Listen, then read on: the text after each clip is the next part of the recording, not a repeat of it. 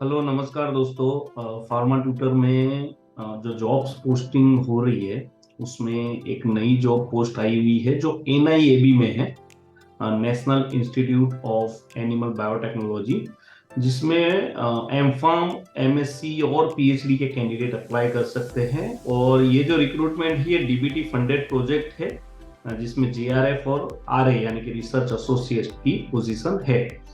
तो दोस्तों देखते हैं इस रिक्रूटमेंट की डिटेल के बारे में।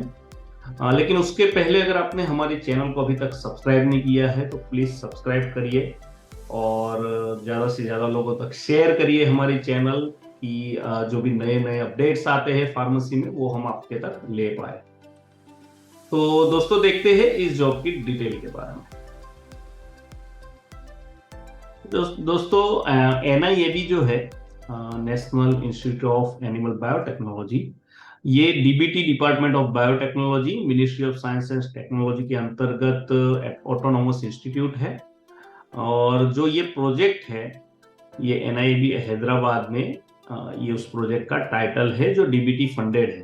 ठीक है, establishment of consortium for one health to address zoonotic and transboundary diseases in India including north east region, जिसमें दो पोस्ट है। एक है रिसर्च एसोसिएट की पोस्ट, ठीक है, रिसर्च एसोसिएट और प्रिंसिपल प्रोजेक्ट एसोसिएट, और दूसरी पोस्ट जो है वो है एसआरएफ की पोस्ट। जो आरए की जो पोजीशन है उसकी जो क्वालिफिकेशन है वो पीएचडी है, ठीक है, in any field of life sciences, या तो फिर M Pharm, MBSc, ME, MTech होना चाहिए और 4 साल का रिसर्च एक्सपीरियंस होना आवश्यक है।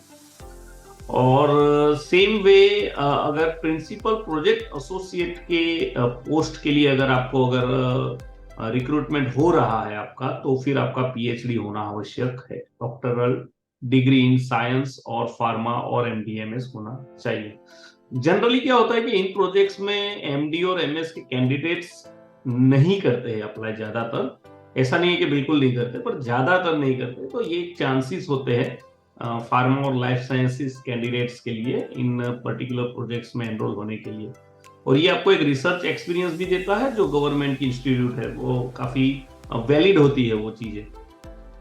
और डिजायरेबल एक्सपीरियंस है PCR, RTPCR, protein expression and purification, serological assess.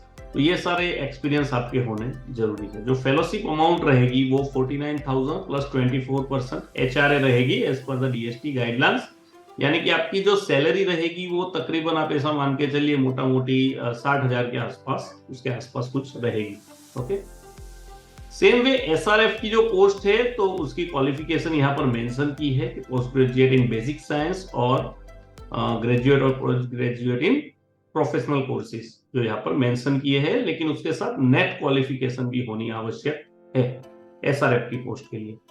Desirable qualification almost same है जो ऊपर आरए की पोजीशन के लिए थी। एज लिमिट यहाँ पर 40 इयर्स है, जबकि आरए के लिए यहाँ पर 35 इयर्स है, सॉरी, और आरए के लिए 40 इयर्स थी।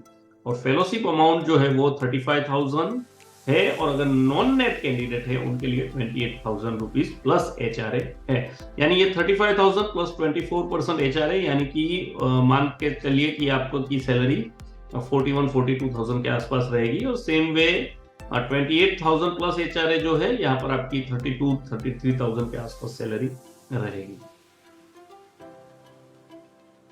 उसके अलावा जेआरएफ की पोजीशन है जिसकी क्वालिफिकेशन भी ऑलमोस्ट सेम है, लेकिन सिर्फ क्या रहेगा कि सैलरी थोड़ी कम रहेगी, एक्सपीरियंस थोड़ा कम होता है, तो आप जेआरएफ के लिए अप्लाई कर सकते हैं। अब इस पोजीशन के लिए आपको अप्लाई ऑनलाइन करना है, जिसकी लिंक हमने यहाँ पर मेंशन कर दी है। और जो लास्ट डेट है वो है 6 फरवरी 2024, तो उसके पहले आपको अप्लाई करना है। और ऑनलाइन अप्लाई जब आप कर रहे हैं, candidate must fill out online application form. Candidate are advised to complete online application form before the last date to avoid the last minute technical issues. कई बार गवर्नमेंट वेबसाइट्स में कुछ इश्यूज होते हैं टेक्निकली, तो उसको अवॉइड करने के लिए ये रेकमेंड कर रहे हैं कि जितना जल्दी हो आप अप्लाई कर दीजिए।